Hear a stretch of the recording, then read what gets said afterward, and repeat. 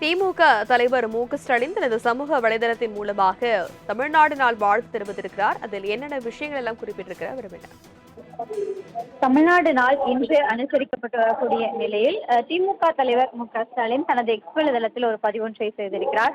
அது குறிப்பாக 1956ஆம் ஆண்டே மொழி வாரியாக மாநிலங்கள் பிரித்தாலும் இந்த நிலம் மெட்ராஸ் ஸ்டேட் என்ற பெயரிலேயே தொடர்ந்தது எனவும், எத்தனையோ முயற்சிகள், தீர்மானங்கள், போராட்டங்கள் நிகழ்ந்தும் எதுவும் மாறவில்லை எனவும், 1967ஆம் ஆண்டு ஆட்சிக்கு வந்த திமுக என்பது முதலமைச்சரானார் அண்ணா எனவும், வரலாற்றில் பொன்னான நாளாக நிலை பெற்ற நாள் அந்த நாள் எனவும், தமிழ்த்தாயின் ஏக்கம் தீராத தலைமகன் அண்ணா என்ற தமிழ்நாட்டை என்ற பெயரை உலக ஒட்டுமொத்த மாநிலத்திற்கும் உணர்வுகளை எதிரொலிக்கும் வகையில் அந்த பெயரை கொண்டு வந்தார் எனவும், வாழ்க என வாழ்த்தி மகிழ்ந்த இந்த நாளே தமிழ்நாடு நாள் என்று திமுக தலைவர் குறிப்பிட்டிருக்கிறார்.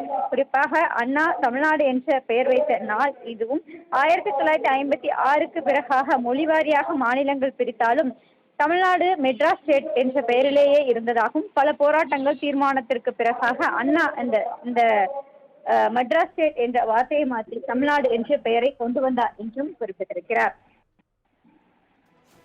விவரங்களுக்கு நன்றி சலீனா.